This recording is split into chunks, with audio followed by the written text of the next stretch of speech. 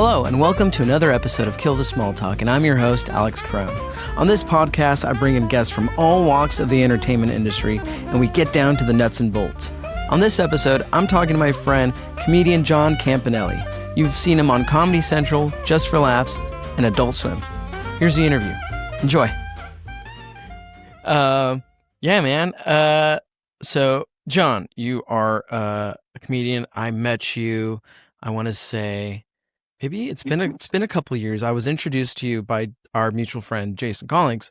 Mm-hmm. I was also a comic, and I saw you. I think it was at the Improv. What's the smaller room? It's not the main room of the Improv. The lab. Yeah, the lab. I saw you in the lab. It was you and a few other people, and to be honest, when I first met you, I think it was afterwards we went to Cantor's. Or no, it wasn't Cantor's, but it was a bar that was like maybe a couple down the way. Sounds like it wasn't me, but yeah. No, I'm kidding. I'm joking. Yeah. Okay. That was me, you, Jason, Sam Hirschgold. We're all just kind of hanging out, and I was a little intimidated by you. Really? I think you were in your head because you had just performed, you had just done a set, and you were thinking about it, and you were a little shy and quiet. I was like, oh man, does he hate me? I love that you're saying that. You think I'm intimidating, because I do think people say that about me, and I don't understand why, because I don't think I am. Like I think I'm just quiet and shy, because when I meet someone or when I'm around people I don't really know, I feel like if I come in too hot, people are like, who does this guy think he is? But it turns out if I also am just normal, people are like, who does this guy think he is? So I don't really know what to do. There's no happy medium. Well, yeah. I just like to survey my surroundings. If there's new people around, just be like, hey, what's up? And just be like normal.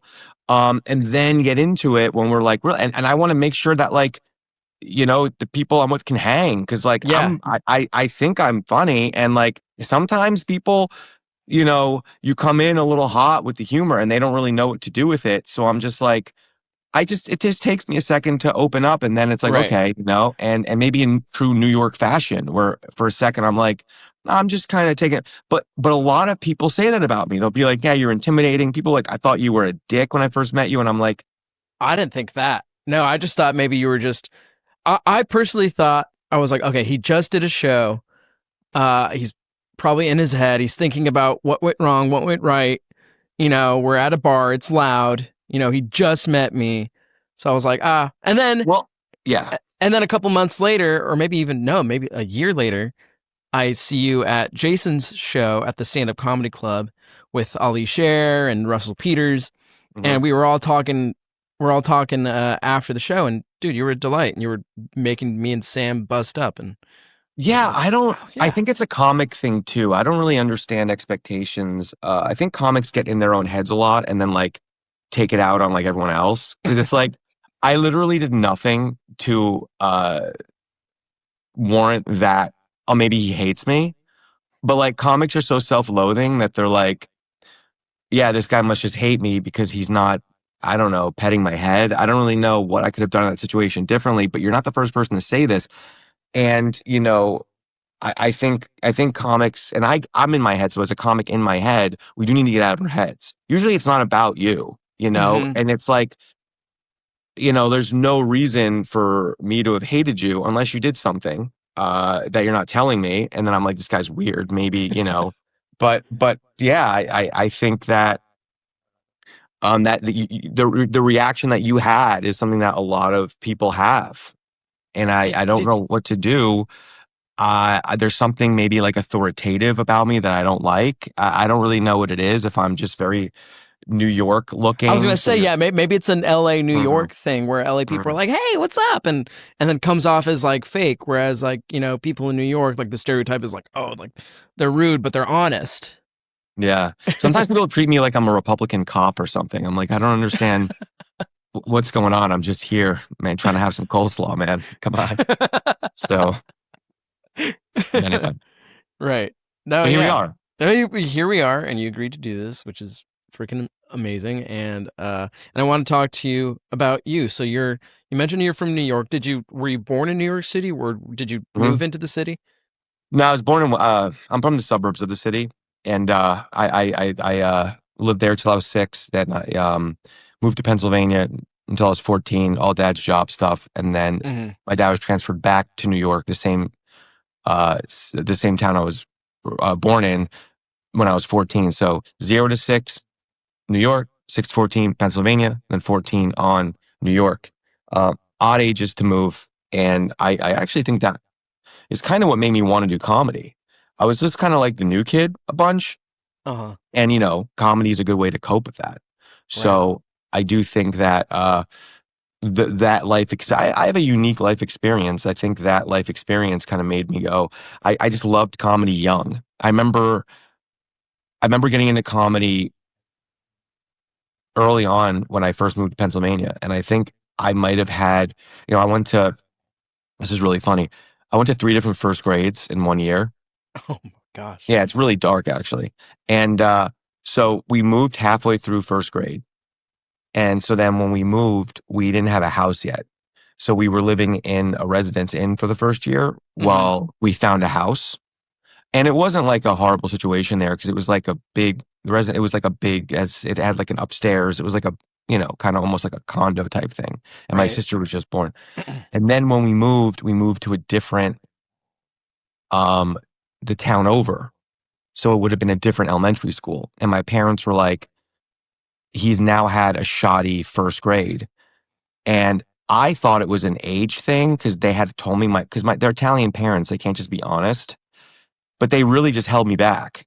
They said that it was like an age thing and like the ages were different in New York and that like I was going to be really young anyway. So they were going to they wanted me to repeat first grade. But Uh-huh. now as I get older, I think it was just that because I had been to 2 first grades, different education systems, they thought it rather choppy and they were like, so the next year I repeated first grade. And it was honestly shortly after that, I really started to find humor. Like I'm talking as early as like 7. Was that parents' influence? Like were they showing you like movies and TV shows, or They like they what was the like environment? they liked entertainment. Like my mom loves movies, but no, it wasn't particularly like they have sense of humor. My mom accidentally kind of, but like they have senses of humor. But no, I think it was 'cause my little sister was born as we were Hmm. moving. So like, my mom's from the Bronx. She's very small town mentality, small city, or, the same street of the Bronx Right. until, she moved. And then my dad is from Long Island. They weren't big, back then they weren't worldly travelers. So this is a big move for them. Crazy because at the times I didn't realize like my dad, they were only 36 at the time, Uh-huh. so they had now a second kid and my sister was like newborn. So there's just a lot going on with them. And I think they might have had a lot going on. So maybe I was like a little bit looking back on it, neglected and just kind of like thrown into all these situations where I had to be the new kid 3 times in one year as like a kid. Right. And so like, I think I just like, I remember when Home Alone came out, Home Alone 2, I remember getting the Talk Boy. And I was very obsessed with doing like Steve Martin and Jim Carrey into my Talk Boy and rewinding it and see if it sounded good and Uh-huh. also singing into it. And I would get very mad at the singing because I wanted to be good at singing and I just wasn't. And it really bothered me to this day. I still think I'm better now, but like, I'm surprisingly not like, I'm okay at it, but I really want to be a good singer. And I just was listening to the Talk Boy, uh, play like myself. And I was like, I was mad and I started bands young. I started bands. Like in band, like at school, or like started my singing own for like I started my own like a rock bands. band? I started my own rock bands No way. as young as first grade. What I were would you guys? What songs would you guys cover? Or was it all originals? I wish you know what it wasn't always a lot of Elvis and the Temptations and Rod Stewart I liked randomly. I don't know why. Billy Joel I liked. I was young. I don't know why that was who I liked, but I remember I had in first grade orchestrated kids in my class to come over and play in this band. Hmm. And we had some like we didn't really have instruments. So I'm having kids come over to my house. Like, as a crazy person. It's my third first grade in a year. And I'm having them come over to play. So I had like one guitar that you could plug in. It was like a play, like it was like a child's guitar. It wasn't like a real guitar. And it didn't work. Uh-huh. And then did have a wooden guitar that my mom got me because I really wanted to play guitar. And we tried. And then I got really excited because my aunt is really cruel, unusually cruel, and made me believe that for her wedding, my band would be playing at her wedding. So I made the announcement during rehearsal that we have our first gig. And, it wasn't real. And I had to break it to everyone that we are not, in fact, going to Long Island from Pennsylvania to play our first gig. And it was my first rejection in entertainment.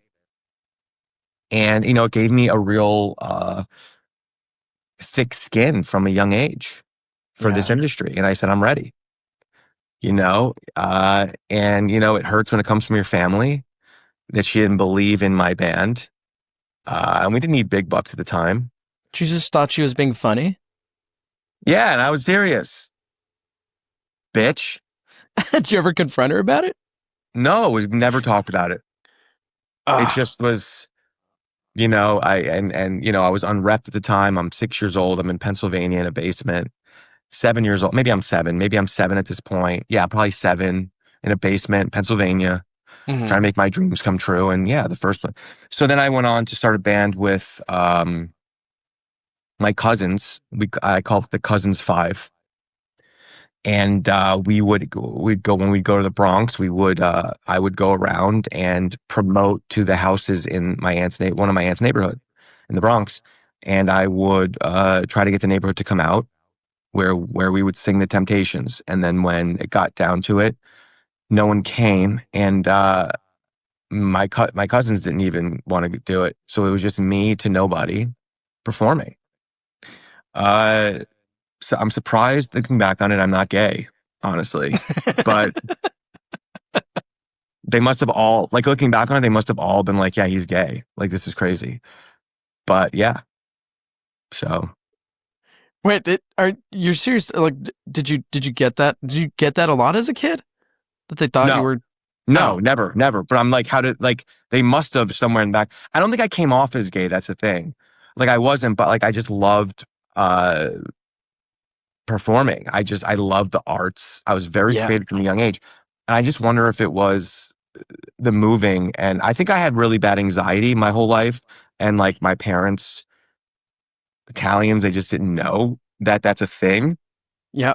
So did you grow up Catholic? Yeah, not as they try to not as religious as they try to kind of play this game like they were religious, but like they really weren't that religious. So I didn't really grow up in a very religious. Also, I was not religious from young. Everyone else has what I always thought church was weird. I remember going to church and being like, this is so, from a young age, being like, this is so. I think moving around as much as I did, I started seeing things as an outsider looking in, as opposed to like being part of it, because sometimes when you're part of the cult, staying in it, in the community, you don't know it. But then when you're like looking at, you're like, this is so weird. So, I remember just thinking it's very weird that people are getting up, like bowing and kneeling for this crucifix on a wall. It was just all very like so creepy to me. Right. And the imagery of like the statues with the blood and the thorns and the paintings on the stained walls. Glass mirrors, the organs being played, and the guy or the woman playing the organ always looked like someone that should be playing an organ in a church. Like, it was never like a hip. I was never like, this guy looks like he kills it. It's like, this dude looks like he's 400 years old. He's been doing this since, it's like, it was just, the whole entire setup. I never understood. I remember people being like, oh, he's an altar. Like, I wasn't an altar boy, but like being like, oh, he's so nice. He's an altar boy. And I'm like, dude, you guys are putting in that all those altar boys are in like the line of fire, you weirdos. You're like literally like we just ignore the fact that the Catholic Church is this giant pedophile ring. It's crazy, dude. Yeah.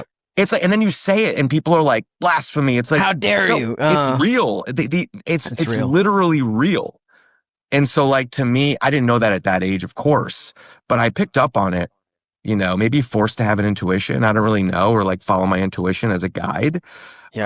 'Cause I felt like I was a little on my own, but like, yeah, I just remember being like, how is no one else seeing this? You know? Right. Yeah, totally. No, same. I definitely grew up in it, but same like you, like my mom is Catholic, my dad grew up Catholic, but they would, only my mom would only really go on like Christmas Day or like Christmas Eve maybe, and cuz I'm half Mexican, so like in Mexico they celebrate they really worship Mary. Okay. Mother Mary, and so like they had like Ash Wednesday, and then they had this like day for Mary. Everyone would get the Well, I was ashes there on too. their I'm like, what are we doing? We're walking around with ash on our head. What are we yeah even doing? yeah This so is weird, just, yeah. so weird. But I did think it was weird, but I was just fascinated by like the weirdness. So I also never liked confession because here's why. I really wasn't a bad kid. mhm. So like they would force me to confess to things and I'd be like, I really don't know what. I haven't, in my mind, I haven't. So I would try to find things that I would do wrong. Like, oh, I was a little upset with my mom. And like, I really was like a pretty good kid. Yeah. So I just thought it was weird that I have to go with this creepy dude who's like, tell me things you've done wrong. And you're like, um what? And so the Catholic guilt is real. I mean, they really force you yeah to make false confessions, or it's either good people that are like, oh, I guess I'm always doing something wrong, or bad people who are like, I can always do something wrong and just be forgiven. yeah I yeah think confession is just exactly dangerous. It's not yeah like even keeled. It's like, oh, you did this, but you're telling you to this, so you're fine now. right. It'll be You okay. Yeah, I was forgiven. It's fine. you didn't do anything, but we're gonna make you feel like you did something. It's just so weird. I The felt whole guilty because I cheated on a science test. And I was in the confession booth and I was like almost crying. I was like, I feel terrible. I cheated on the science test. And I mean, you know, that's not good.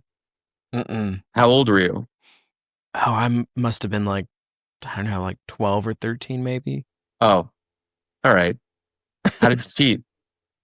I think a friend had like a cheat sheet that they made and they were like passing it around, and we were all caught, but Right, yeah. right. I did feel Yeah, bad about it because I don't like cheating, but it was but a it was group the because one time. It was like was a it a group group thing? thing. Yeah, It was a group because that's thing. what happens. It was a group That's what thing. happens. It's when you're young, you don't want to go against the grain, and then the bad kids are advanced. Bad kids, younger, are really just advanced too. They just know how to get away with stuff, and they're just like they'll bring you down with them, and they're very confident, right? So like, And they become CEOs. yeah, no, that or overdose young. It's one of the bad kids young. Either they either learn how to hide it well and then become or they run into trouble, you know Yeah, real early. in high school and then don't go to if your prime is like 12 years old, you probably don't have like a great future, like it's like, yeah, my heyday was when I was 12. It's like, but Yikes. it's like the guys that got girls young. Like I didn't like girls until like seventh grade, but like Hmm. I had guys that were like going out in like fifth grade and sixth grade, and they were really like one dude especially was really ugly, but all the girls liked him because it was slim pickings because guys didn't like girls yet. So if you were a guy that liked girls in like fifth grade, you just got everyone Yeah. because the girls were like, oh, he likes us. And there's something about him. And it's just that he's creepy, like he's looking at you sexually already. And you think that's Yeah. like, oh, there's something about him, but he's just already jerking off, Yeah. you know? Yeah, that didn't happen to me till maybe started like I started, crushing on girls in like middle school, but it didn't really start until, high school and maybe into like my first girlfriend I was 16 or 17, and that went into like college too, and then I started like actually dating and going out and My first couple of experiences with women were weird.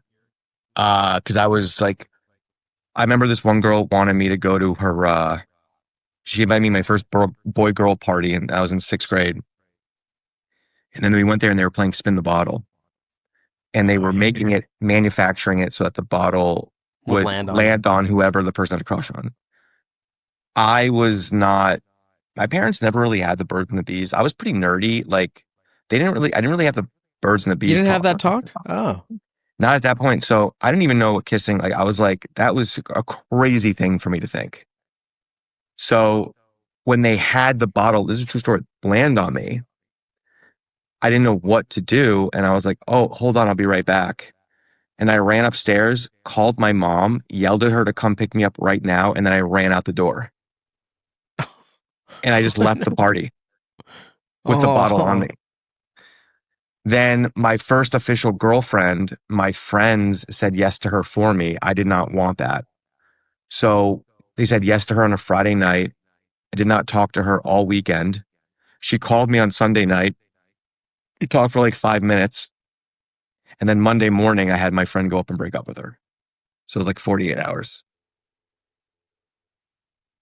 But then my first real girlfriend that I liked, like my first girlfriend when I started to like girls, uh, I believe cheated on me. And then she was fast for her age in seventh grade. And I was innocent, but she was already hooking up with like guys before. And she went to a different school and she was the hot girl from a different school. And I think it messed me up because I really liked her because that's how I was. I was like, oh, you get married. You're monogamous. You get married. I wasn't like, Yeah. and then she started hooking up with, I was like the first guy from my middle school and then started hooking up with all of my friends. And I was like, this doesn't feel good at all. And then and then I had a bowl cut at the time. Oh, And then I said, fuck this. I'm a player now. And I went and I got my hair cut like 98 degrees, Nick Lachey. And then I was a player. And it messed me up, man. I started going and I was just, and then girls liked me because I got edgy. I had my hair, I was like, you know, ditched the you bowl cut. I you're was like, wearing like band t-shirts. I was like, I've been through it now. You know, Yeah. I've been through heartache. Were you still playing music at that point? Were you still in bands? No, I got into sports. I started getting good at sports. Younger, I played guitar, I played cello, I played saxophone. That all started to dissipate around sixth grade. They all started to drop off. I started getting really good at sports around like fourth or fifth grade. I just like really, because I played Division I baseball and Uh-huh. I was playing soccer, basketball, football, and baseball up until seventh grade. And then it was like, I have to make a decision. So I cut soccer out, even though I was really good at it. I love football.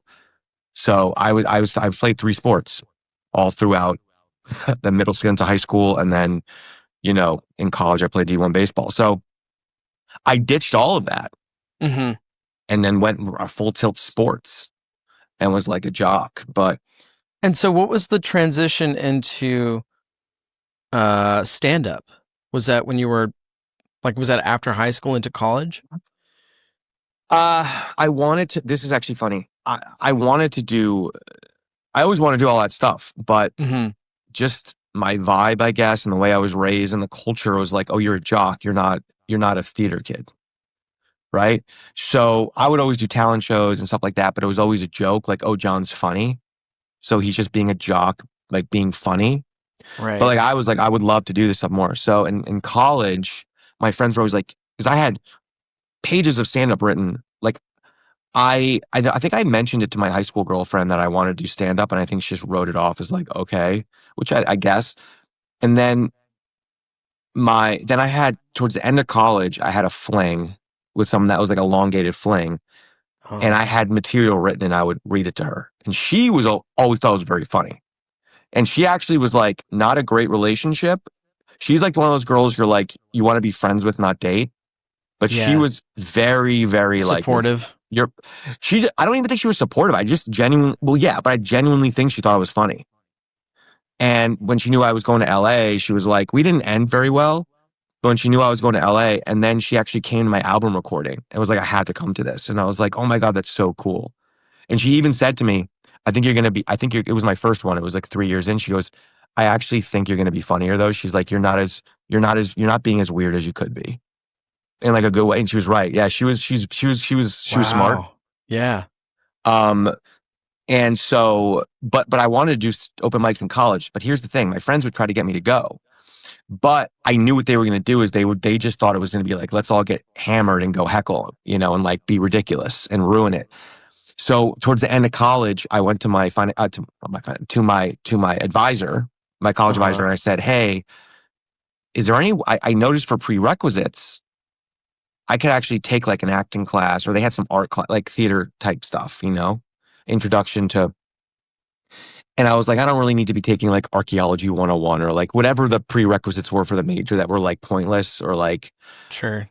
And he Or was just like, all right. He's like, we can do that if you want. So I was taking like an acting class, like a performing class. hmm And so I'm with the theater kids, but I'm known as like a jock. And so we had to like do a scene with a scene partner. And I had this dude come to my house where I was living. And it was like total frat house vibes.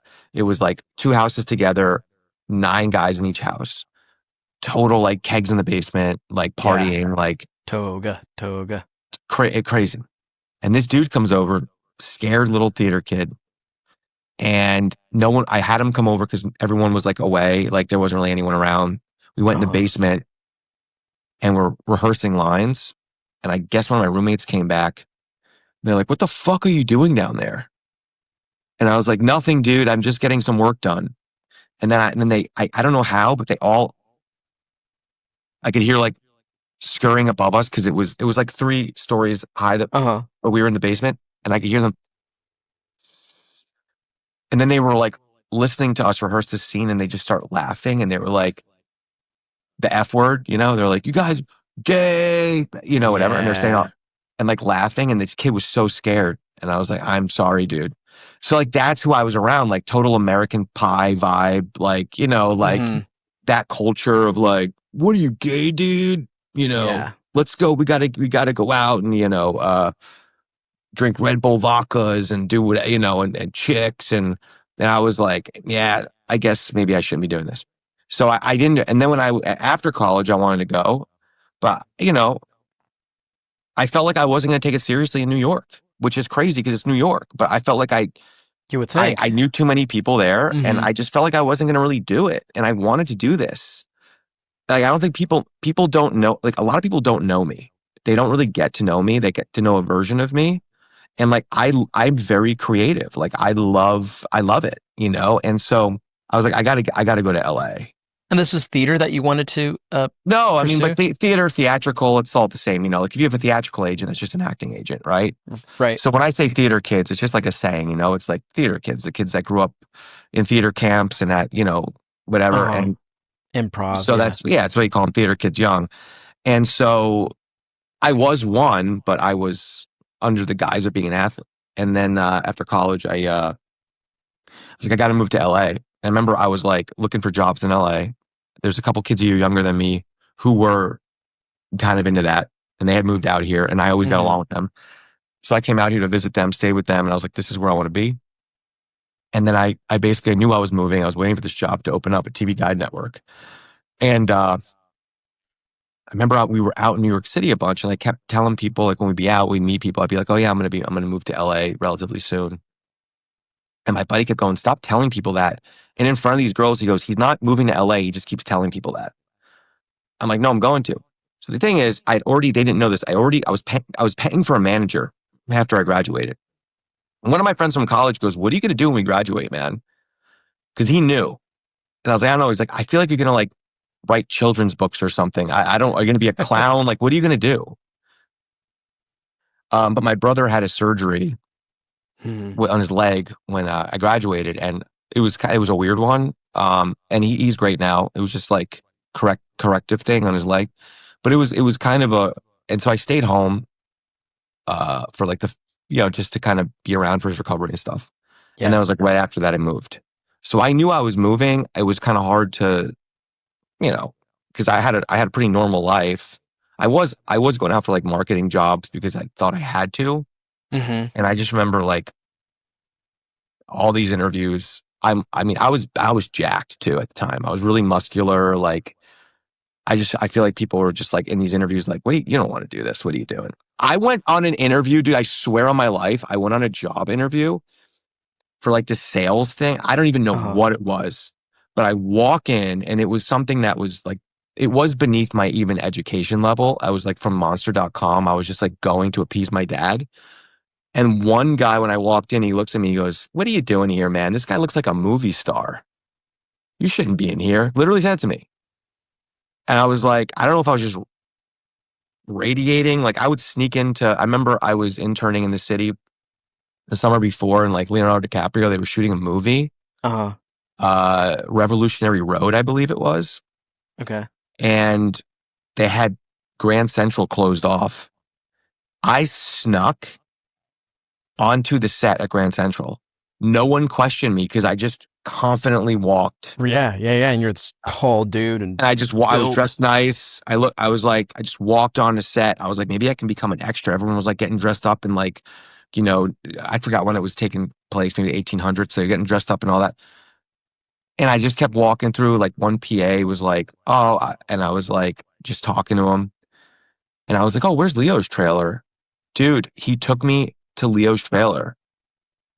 And, and the, I swear on my life, this happened. Leonardo DiCaprio walks out of his trailer. He is very lanky and gawky. I didn't realize he was going to be that skinny. Like Yeah. he was like a skinny guy. Yeah. Yeah. Like, I'll never forget. There's a trailer, then there's like, they have like this, the 3 steps, maybe 5 steps up to the trailer, Uh-huh. right? And I'm standing kind of by the steps. And then he walks out and he's on top of the steps. And he's talking to some guy, like an assistant. And I'm just standing there and he just kind of goes, like, looks at me, Like, who are takes you? me in. I feel like he kind of went, all right, this guy seems safe. And then he turns to the guy and goes, "Can I get a breakfast burrito?" Swear to God. And I was like, what? And then he just kind of like looked back at me and like went back in, and he was wearing a wife beater and like pants because he's like getting ready to like shoot, Uh-huh. you know? Yeah. And he looked at me weird and just goes, "Can I have a breakfast burrito?" And then kind of looks back and just goes back inside. And I was like, it's a really crazy morning I just had. Wait, so did you get it? Did you do background? Did you? No, I mean, I left. There was nothing to do. I was just moseying around a set. No one seemed to notice. And at a certain point, I feel like one of I don't remember the story completely towards the end, but I feel like one of the PAs like knew that Mhm. I was like what I was kind of doing. And I think he was kind of like, all right, dude, you gotta, like, You gotta, you've been cool, but like, let's go. yeah. Um, but yeah, that's what I did. And I was like, I just always wanted to do this. I mean, and I've had, like, I've had crazy experiences and crazy times that are just like priceless. I haven't, uh, made it. I'm not comfortable, but I've had really crazy moments. Hmm. And moments that made me get, how did I even go? How did I even get here? Was that Which like, is, sorry, I didn't mean to cut you off, but was no, that when you were on like Comedy Central and I Adult just had some Swim and, small stuff on that, nothing big, but more, the people I was around. Mhm. And it's not, like I very early on felt like I just met people that you were like, I worked at TV Guide Network for my first year and I met a lot Mhm. of people that way. So when I first got to LA, I was going to like I went to like parties in the hills and stuff, like What immediately. what did you? I was interviewing on the red carpet a little bit. Oh wow. Um, What did you do at and TV Guide? I was just a PA. And then I Oh, kind okay. of did like AP Yeah. work towards the end because I was good at producing. So I was producing television. I was doing segments. Right. I was in the edit bays. And so I would sometimes they would let me interview on the red carpet. Like my first red carpet experience was Who did you interview? this is a really funny story. My first red carpet experience is I had been in LA for a couple months. I moved Hmm. out there with this job. I got They weren't hiring, and then this dude who I really owe a lot to. Um, this guy, John Berrien. I was shadowing at TV Guide Network, Mm-hmm. and they didn't have anything open. And the VP of program was like, look, you're hot. You're on top of our list if anything opens up. And this wasn't like a normal PA job. This was more like a salaried PA job. I was working on the show Hollywood 411, who was it was a co-host was Chris Harrison, who was the longtime host of The Bachelor, Bachelorette. Okay. And yeah, and so this dude John was leaving for TMZ, and he liked me, and he knew how badly I wanted to come out in my story, and he Right. messages me on maybe Facebook or something, and he goes, might have been an email. He goes, "Hey man, just want to let you know, I'm about to tell them I'm leaving, so there's going to be a spot opening up. You should, like, just giving you the heads up." So I went immediately and emailed, blah, blah, blah. And the guy goes, "That's weird. You know what? Something did just open up. Let me get back to you."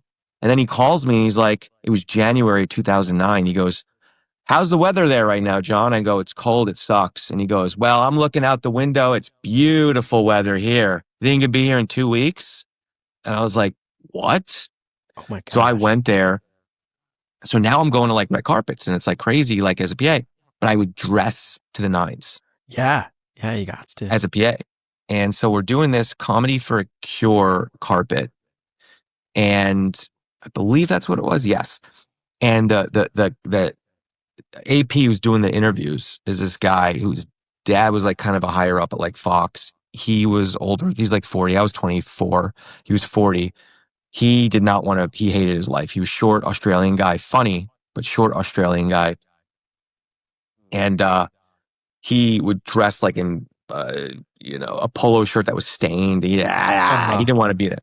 He literally goes, "I'm getting a coffee." And he just walks down the street and like leaves. And they all go, "What? Did you guys see where he went?"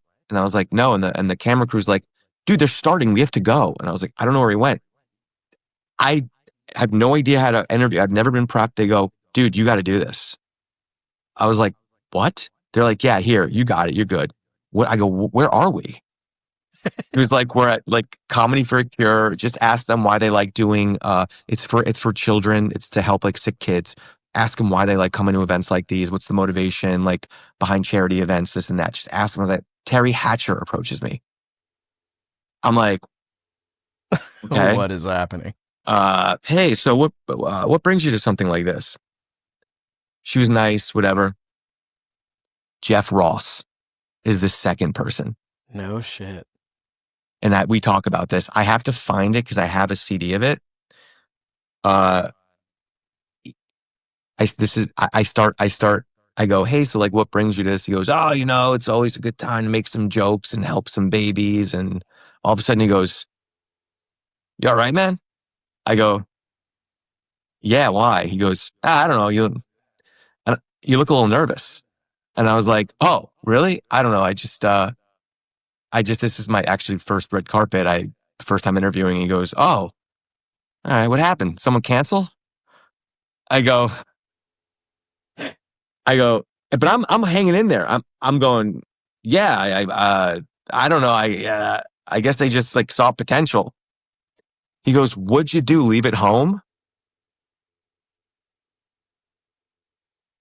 I was like, "Oh man," but I'm like laughing, and he starts laughing a little bit, and he goes, "I'm just kidding, buddy.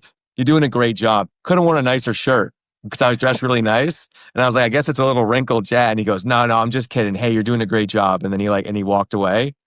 And I just remember just I wasn't nervous. It actually was great. Yeah, Because I'm a yeah. comic, man. I had that. I wasn't doing comedy then, but like I appreciated that. I'm like, he just roasted me on my But first red carpet. you knew who he was then, right? I I I was familiar. Sorta. I Yeah, had okay. actually so a friend of mine who took me to a comedy show a couple months before, and I had seen Jeff Ross at it. And she was like, "I have this ticket to like this show at this theater." It was just like a show. And it was like Jeff, it was like Dane Cook popped in, like all this stuff. So you're like, come and come with me. I know you really, because people knew I really wanted to do it. Hassan Minaj was dating someone at TV Guide Network at the time, and this was before he was just like a kid from the Bay Area who had just moved down to do Mm-hmm. stand up. So I met him a few times, and then I went to do stand up, to see him do improv one night with his girlfriend and a couple people, and I started comedy the next week, and I was like, "You're the one that inspired me." So our running jokes throughout these years have been like, he goes, "Was I that bad that you were like, I could do this?" He's like, I don't know if it's like good or bad that like within a week of seeing me, you were like, okay, I'm finally going to try this. So, yeah, so then I tried it April 2010. So a little over a year. And Yeah. I went full tilt, dude. I went full tilt comedy. The first time I did a mic, my buddy was a DP. He came to record the set. He goes, dude, your stage presence. He said to me, he goes, your stage presence is incredible. And it's probably from playing sports and interviewing on the red carpet. Because interviewing on the red carpet was, uh, and a lot of times they would just let me do stuff for my reel. The camera crew liked me. So some of it wasn't like even on the record. It would just be like, but it Just was for fun. tough because I would be Yeah. like doing like, at the Chinese theater, like Sam Raimi's, Drag Me to Hell. We got Justin Long standing next to me. I've not been in LA very long. I got his publicists were always so rude. And I'd be there going, hey, what's up, guys? We're at the premiere of Sam Raimi's Drag Me to Hell. And like, that was always more uncomfortable than having to do stand up. Like, I went to this antique thing. It was like Lisa Kudrow, all these people. And I was Mm-hmm. like, do you ever wonder what celebrities do on their spare time? They go antiquing. And like, to me, that was like way harder because I was like, oh my God, it's tough. I was pretty good at it and I was good at interviewing. Yeah. I was good at interviewing. Celebrities like really, they were cool. But did it feel like you were putting on a persona? Because like when you're doing stand up, you're more you and you're more open and you're more, Yeah, talking about yourself, whereas you're not talking to, you're not talking to other people. Like you're not yeah, no, interviewing I them. had when I first started, like the first mic I did, this comic came up to me. She was like, that was some fun stuff you were working on. I was like, oh, that was my first time. And she was like, no, it wasn't. I was like, yeah. She goes, I thought they were joking when they said that. It was at the Ha Ha Comedy Club. She was like, oh, I would have never thought that. I thought you were just working on material. And I was like, no, that was my first time ever attempting stand up. That's Um, amazing. so yeah, I started doing that. And then, yeah, man, just like quickly, I just started like meeting people and I just maybe could, again, because of the sports or whatever, like I was never very starstruck and I always had like weird experiences. Also, like, Bernie Williams, like the Yankees center fielder. I don't, but Robbie does. Okay. So like my friend was going on a date with him and like she'd be like, my one friend would just, in New York, just before I moved to LA, she would always like meet celebrities somehow and like go on dates with them, but she would always be like nervous and like turn into a double date and like bring me for some reason because she said I could always be like, I was always cool. So like I'd hung out with like Bernie Williams, I've hung out with like, Brady Quinn right after he got drafted, and all the Cleveland Browns and like all this stuff. So I just didn't get really starstruck. I Mm, respect people who have done what I want to do. I respect it, yeah. Yeah. but I don't get starstruck. I respect it. And I think that goes a long way. So it's a different type of starstruck. Like I'm a little bit like, wow, but I'm not like, I'm like, Yeah. oh dude, I love your stuff, you know? Yeah. I'm the same way because like I've had encounters, being in LA. Sometimes you run into like celebrities, and I bump into a musician I really liked, and I've always just been this like really friendly social person since Yeah. I was a kid. And my parents and family members would be like, "Dude, you're gonna be a politician," or I just had this like Right. personality, and it was easy for me to like go up to people that I really admired and respected, and I wouldn't get all like inside maybe I'm like he like that's I really Right. admire Right. your work, Right. Right. but on the outside I'm like, hey, I really admire your work, you really inspired me, like with Russell Peters. I had known about him um in comedy for a long time, and then I found out that Jason is friends with him. I was like, oh, that's cool, and I went to go see him, and after the show I was like nervous inside, but I went up to him. I was like, "Hey, dude, you really inspired me. You're funny as hell." And I was like, and I told him in that moment, I was like, "You could tell me no. I don't have a big following yet, but I'd love to have you on my show and talk to you." He was like, "Yeah, give me your number." I was like, "What?" Right. Right. Right. Right. No, I mean, I think, if you're just normal and doing it for the right reasons, people pick up on that. And Yeah. and you respect space and you're respectful. And because so many people aren't, and I remember, less than a year in, I was working really, I have work ethic. I work really hard, Yeah. which has a lot of, people don't like see as like threatening. So I always had a problem with the open mic scene because I would just go there to do work, to work out material. And a lot of people there go there for community. And Just to I hang didn't out. get into I didn't get to comedy to make friends. I want to, but Right. I didn't literally do Yeah. comedy. Like If a it lot of happens, it people, happens. I'm like, are you guys just here to like make friends? This is weird. I'm here to have a career and I want to make friends in the process. But I'm not Right. here. I'm working on material. Like, what are you guys doing? Not Right. That's what everyone. this There's, is for. of course, I don't mean to say about everybody. There's you have to start somewhere. But the open mic scene was never kind to me, and the open mic comedians were never kind to me. Early on, I realized like I have to get out of this. Like I have to. So I started running my own shows to create my own stage time because they were horrible to me. Open mic comedians were terrible to me, and that's real. Early on, I remember like Dane Cook wasn't doing stand up. He had quit stand up for a year, but I had met him through someone who saw me and was like, "I think you're funny," and like all that. And so I became close with him like at like Hmm. less than a year in, and then he came back to comedy, and that was surreal because I had just been watching him in college. Now I'm probably Working with him. just turned 26 and a couple of years removed from college, and we had just been watching Torgasm, and I'm like, how did I get here? It's like I was writing pilots and stuff, and I was writing a lot, and there was this pilot he liked, and he had an NBC development deal. He took a look at it and really liked the concept, and we actually had a meeting with NBC. I was like, what is going on? But I was working really, really hard. And I think my first job at TV Guide Network also, it was really, it was a good lay of the land for LA. I really learned a lot quick about how things Sure. operate. The fact that they have like obituaries for people who are like young and haven't died yet, like ready to go, in case What? they have like, Oh my gosh, I didn't know if you're that. young and like a little troubled, they're like ready for you to die. Like they have, in case it happens, they want to break it first and have everything ready. Like it Like, was oh, like, he's I about to was like, turn this is, 27. Here we go. Get so ready. yeah, yeah, exactly. The big 27. But so, yeah, from there, everything like spiraled. I just kept working really hard and I really loved comedy. And like, then I end up, you know, I'm with him and it's pretty surreal. And I'm meeting a lot of people. Do You you remember know, what you were first joking about? Like, do you remember what topics like were you talking about growing early up in New on, York? Yeah, comedy, yeah. mom stuff, family stuff. I would just sit down and write. And there's actually a comic who I have to give a lot of credit to. And it's a comic named Matt Taylor. Hmm. He ran a lot of emerging comic shows, like, shows for new comics, but it was back when like the Comedy Store wasn't good. So he had Thursday main room shows Oh that were wow. basically bringer shows in the main room. Yeah. Yeah, because And those usually happen in like the belly room or not even really, but like if so in the belly, but main room, he would wow. have, and this other guy, Michael Q, had Mondays. And here's the thing, I knew how to promote. Yeah. So I was like, I want to get on these stages. So I'm like a couple months in performing a few times a month at least in the main room.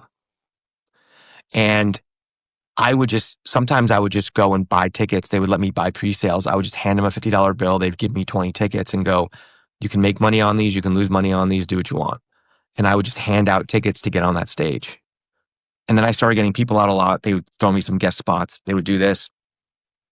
And so I was just working on material, like left and right, sitting down writing. Matt saw me and was like, I like your stuff. And he goes, uh, he really knew, he was a good comedy teacher. People don't realize this. I never went to classes or anything, but he just pulled me aside and was like, there's a couple steps to writing jokes. I feel like if you switch these, like, basically there's like, I feel like you're just a little backwards. Mm. And he sat down with me and he gave me the 4 points and it changed my life. All of my jokes were just, I was like, oh my God, this makes so much sense. Yeah. And I was just a machine. I just had material. I had so much material. Right now, I'm sitting on my biggest problem is I think I'm getting worse right now because I have so much material. I'm confused because I have to put something out, but I don't want to just put out clips. So I'm just like, I have all this material because I haven't put stuff out in a while because of COVID and everything. But yeah, he taught me how to. It was a simple thing and it clicked. And I went, oh. So I sat down, mom stuff. I always try to personalize things. Yeah. Talk about Dating what you know. stuff, a lot of dating stuff. Um, I actually just listened to your first album, Nervous. oh, Yeah. Yeah, I thought it was dude, the it was 3 years into comedy when I did that. I was just gonna ask. I was gonna ask you that earlier. So you 3 years into comedy and you record your first album. Because usually like, you know, I mean you do that after maybe 10, We want to do something 15, funny. You want 20 something funny? years. Want something funny? I record after 3 years. The motivation behind recording it was that I had so much material and I was already getting bored of some of it. Also, there was a comic I'm not going to name who was also doing open mics and he was stealing my material. And I wanted to do art and he wanted to be famous. So I was worried that this guy was going to like take my material and like out me. Yeah. So I was like, and it was like this dude from my high school just basically was like, I have this little production company I'm working for, record label. We kind of want to do comedy. Would you ever want to do something like that? And then when I sat down with him, I realized to record an album is actually super easy. If you can sell some tickets, you can just fund the whole thing with your ticket sales. You don't need a budget really. So I did that. And audio quality wasn't that great. Um, of course, but it's funny because when I put it out, Tony Hinchcliffe came up to me. I've actually always gotten along with Tony, but Uh-huh. it's very Tony. But it's just ironic because he came up to me and he goes, "There's a special place in hell for comedians who put out albums after only 3 years." Cut to him handing comedians with 1 minute careers. And you're just like, dude, seriously? At least I was like 3 years in doing it on my own working. You're literally handing someone who has 1 minute of material Yeah. 5 show weekends. Yeah, come up and come tour with me. You know? Yeah, for those that So don't know, Tony, they know. yeah, Kill Tony. That's who that Yeah. is. So yeah. So now I'm like, at least I obviously put an album out. I obviously had material. I obviously had enough material to headline. You're giving careers to people who don't even have enough material to headline and they're selling out 5 show weekends with no material for, 6 months until the next flavor of the week shows up. So it's like, I always think about like how funny that was. And I Yeah. was like, I can't believe you hit the balls to say that to me. But I mean, I'm not upset he said it. It was just Tony being Tony. Like I actually always got along with him. So, Yeah. it's not, but it was just like a funny thing that I remember. And you have a second album out And I too, put a right? second one out after 2 more Uh-huh. years. And then I wanted to put a special out. And then I was gonna in 2020. But then the world shut down. And now, yeah, so now I'm sitting on like hours of material. And I hate this new culture of clips. But so yeah, I was there for a while, toured them a little bit. I had a show at the Laugh Factory that was like really weekly show that was crazy. We had celebs coming, like I would text with Bieber would come all the time, Miley Cyrus come. I mean, if you go back on my Instagram from like 2014 or 2018 and you look, it's like it was madness, the show. Um and through that I actually met my ex who was, and I don't talk about this that often, but her dad's Jim Carrey. So it's Jim's only daughter. Oh And wow. Okay. she saw my show at Laugh. I was the first comedy show she went to. And I met her and Dom Irrera introduced me and said, "Hey," Mm-hmm. he was on my show. He goes, "So I'm like 20, I'm probably 27 or 28 this time. Yeah, 28. No, sorry. I'm probably 30 at this time. I think I had just turned 30. I think yes, I was 30. And I was like, he was like, "Hey, I'm going to introduce you to these girls. Do not hit on them." I was like, "Yeah, Dom, of course." He goes, "I'm warning you. This one, she's like my goddaughter. I've known her whole life, and her dad's Jim Carrey, so you're not to hit on her." And I go, Dom, of course I would never do it." She was so sweet. We were just talking, and I just kept bumping into her. And then we started texting and stuff. And then it just led to a very organic date and a very, very amazing relationship. And it was in a lot of ways pretty crazy, obviously, because I That would is spend time with wild. Jim. And I remember a very crazy there's two a couple crazy moments and how things come together. And I do believe in manifesting. I think I've gotten thrown off my game a little bit, but I do believe in manifesting, and I do believe in being in the zone, and I believe in not letting people. I had a monk one time tell me he wasn't a monk anymore because he was talking, but he was like, he had been a monk. And he said to me, he told me, I have a powerful mind, but not to dirty my water. Keep your water clean. Mm-hmm. Keep your side clean. Keep your water clean. You can do great things, but don't dirty your water. And that's where the overthinking comes in, the confession of it all, Sure. don't keep your water clean and you can do, So I had some cool moments there. I remember watching Dumb and Dumber with him With him. in his house. Yeah. In his house in Hawaii. Crazy moment of sitting down watching Dumb and Dumber with Jim Carrey. My childhood favorite movie. My childhood. Yeah. That's why I started. Doing his impressions of him into my talk boy. I remember I was playing air hockey with him at his house. And when Dane Cook texted me and asked me to go on a major tour with him. And I went, how did I get here? That's insane, man. Like, I'm playing air hockey with Jim Carrey while Dane Cook is texting me to go on a tour. Like, if you would have told me this in college, the year now is 2016. If you would have told me that in 2008, I'd be like, no way. But also, I wasn't dating her because of that. Right. As a matter of fact, I wasn't genuinely, yeah. I was just trying to become friendly. We were just like friendly, but it just turned into that. So that was a weird toggle between like, oh, this is Jim Carrey. Nah, it's my girlfriend's dad. and as time went on, it became my girlfriend's dad, And he was a great girlfriend's dad. He gave me a autograph. So growing up, I loved the Cowboys growing up. It did a lot for me. I really wanted to win because of them. Aikman, Emmitt Smith, Michael Irvin. I love Troy Aikman. And for Christmas one year, he gave me an autographed Troy Aikman rookie card. And I remember going like, one of my childhood idols is giving me an autographed card of another childhood idol. Like, this is like really surreal moments, So that's when I say I've had surreal moments. I say it, but I haven't had the overall success to back it up, which is really confusing. And it's what drives me nuts, because you're just like, oh, I gotta, and I think I was right on my way there. And the climate changed so much with stand up where it's like, we don't care if you're funny anymore. Just post clips from Mark Zuckerberg's algorithm. And it's like, what are we even doing, guys? So, but I don't know how we arrived at that. But yeah, so I had that and it's, yeah, so it's, I've had a lot of very cool, surreal moments in doing this that I wouldn't trade in for anything, experiences that are just like crazy. Sure. No, John, we definitely are coming to an end, and I know we didn't get. I knew that was going to be the next thing out of your mouth.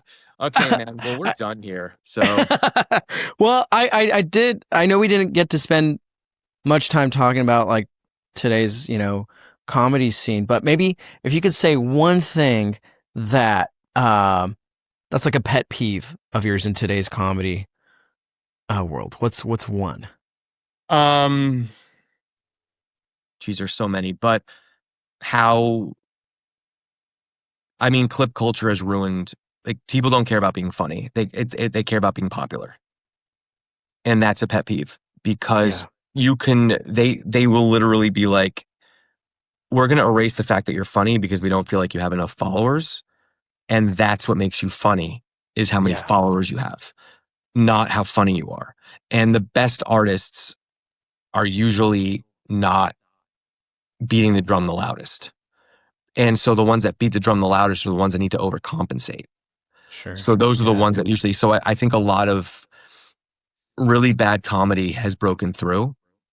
And so my pet peeve is that popularity is trumping comedy now. No pun intended, because I hate that guy. But I remember Jim Carrey told me something. He must have seen the writing on the wall. It's probably circa 2018 when he said this to me. He said, you guys coming up right now, I don't feel bad. I feel bad for you because they're making you guys be businessmen before you're artists. Yeah. And the moment that's when art begins to die. When they make you become a businessman over artist, it should be art first, then business. Mm-hmm. And I don't know if he saw that coming. I mean, he's a very brilliant guy that from what I've experienced. And if he was just if he just kind of saw the writing on the wall and it was just kind of visionary view of it. But like, I can't believe what it spiraled into, that it's literally like, yeah, this isn't stand up anymore. This is business. I mean, you have to market yourself before you have the art to market it, which is weird. People with no material is just getting big, and it's like, what the hell is going on? Yeah, people doing 1 minute sketch on Instagram.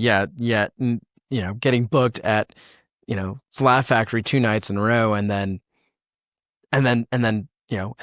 they bomb because audience expects that they're gonna. It's hard to be good at comedy, man. It's hard. It's not easy. To be really truly good at comedy is hard. So you got to put the work in. And maybe like my generation and generations prior, maybe we paid too many dues. Maybe we had too many dues rules. So maybe, okay, we'll meet everyone in the middle. But now there's no dues to be paid. It's like, can you get popular on Instagram? Can you get popular on TikTok? Here you go. Now you're funny. It's like, no, they're not though. And so people are going to show, and it's ruining, there's not a comedy boom. What's happening is people are going to house shows less and less because they can't trust what they're going to go watch. It used to be like, hey, we're going to go to this club, we're going to go to that club, we'll know it'll be a good show. Now people are going, and I've heard it from people, we can't just decide to go somewhere, pop in somewhere on a Thursday. It might be really, really awkward and bad. So we now have to look, and now we're only going to go see specific shows. So you're losing house crowds. And if they haven't heard of you, they're maybe more trepidatious to kind of go see you, as where they would give you a chance more, just like wanting to go see comedy. So what's happening is the middle's being cut out. The top 10 and podcasters and comedians are making all the money. Everyone else is just making nothing. So I think that's my pet peeve. And I think we need to if you build it, they will come. Just start putting funny back in your doors. And if not, you have to start calling yourself a live event venue, because you're not a stand-up comedy club. If you're just putting popular internet personalities on your stage, you're not a stand-up comedy club. You're a live event space, yeah. Which is fine. Just stop calling yourself a stand-up comedy club, or have like live event night on a Tuesday and then make everything else stand-up. Yeah. But yeah, influencer night. Yes, yeah. John, do you have any upcoming shows? I do. I have. How many views does this thing get? Well, my last clip got like 900 views. Good. Okay. And like one of them spiked to like 1.2 thousand views. Okay. On Instagram. Say 1.2 thousand is interesting, but no, that's great. I'm just joking, dude. I love you're a great interviewer, man. You just sit and listen. You got the skills. That's awesome. I'm serious. Thanks, I John. appreciate that. I have, so I'm at the Hollywood Improv twice a month, and you can see it on my Instagram, John Campanelli 1. Okay. I'm there twice a month, usually on a Tuesday night. I'm at Flappers in Burbank right now. Definitely got to go to that one. I'm a few minutes away from there. 3 times a month. I've got a main room on a Monday, and then I'll have the Yoo-Hoo room on a Saturday, the 7 and 9 o'clock show. So I'm at Flappers 3 times a month, Improv twice a month. Tour dates, next month, October 22nd, I'm headlining Comedy Store La Jolla, a Wednesday night. It's like one of my favorite clubs. I love La Jolla. I love San Diego. Yeah, that's a cool, I like that venue. So I'll be there October 22nd. I really would love to start selling some more tickets. I'm getting there, but you gotta keep that momentum. And other than that, I've got some just the recurring shows I told you about, the residencies I told you about. Then that I'll probably be in New York sometime at the end of the year. I haven't scheduled that yet. And then I think I'm opening for like Godfrey in Vegas next month, and I'm opening for Sacramento in. I just discovered him like not too long ago, dude. Dude, he's probably funny. I mean, he's incredible. He's so good. It's actually insane how funny he is. It's actually insane how funny he is. Yeah. So. Yeah. But that's amazing. But thanks for having me, man. This was, hopefully I didn't rant too much. It's not too boring, but we'll see. No, man. No, I just sit back, ask a couple questions, and let you guys do the talking. So, all right, man. I'll talk to you guys later. Talk to you soon, man. Good to have you. Bye. Thanks for listening to this week's episode. Make sure to like, follow, and subscribe so you'll get notifications when new episodes drop. Thanks to my guest, John Campanelli. Music by Mark Fabian, produced and engineered by Robert Altschuler, recorded at Command Recording Studios. Make sure to follow us on Instagram at Kill the Small Talk Podcast and at command_recording_studios. We'll see you next time. Bye. Dude, you got to learn how to say my last name. This is getting ridiculous. Altschuler. Altschuler. Altschuler. Perfect. Altschuler.